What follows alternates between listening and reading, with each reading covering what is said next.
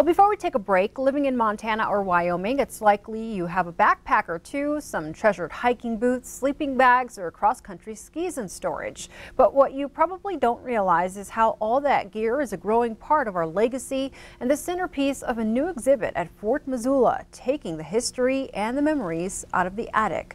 MTN's Dennis Bragg reports.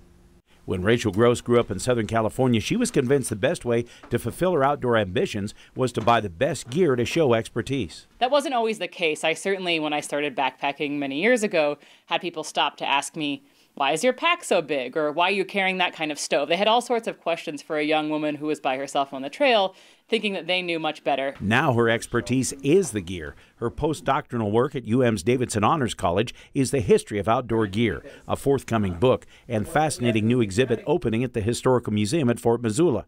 While we spend billions on outdoor gear, it's a business building for decades. People have been turning towards outdoor stores as a way of preparing for their wilderness adventures for more than a century. The exhibit is total fascination for gearheads like me, from the brands like Kelty that set the standard for frame packs to amazing artifacts dating to the backpacking and climbing boom of the 60s, 70s, and 80s. It's a step into another era where down was even more expensive, and you may have to sew your own. I don't think that gear has changed that much over the last 40 years. In fact, it's people who decide now that everything is so light, we can carry more stuff, who keep pack weights at a pretty consistent rate. Nowadays, we have to have our fancy fleece and our GPS receivers before we venture into the outdoors. But the exhibit reminds us it's not really about the hardware. It's about the memories and the experiences we've had out on the trail.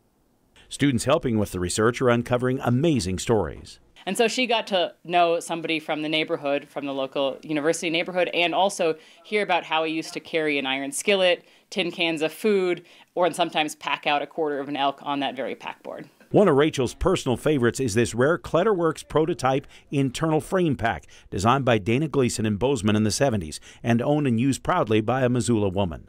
She said that she thought it was useful because she could go skiing because it didn't have an external frame pack. You can still smell a lot of the adventure on the material of that pack if you get close enough. So this is a history of outdoor gear. It's about stuff, but it wouldn't be interesting if we didn't have personal stories to attach to it. So I'm less interested in any particular Whisper Light stove from 30 years ago, and I'm way more interested in hearing how does that tell a story about your family's past and the leisure activities that you've pursued together. In Missoula, Dennis Bragg, MTN News. And Dennis tells us the 75 years of outdoor recreation exhibit will be on display into April.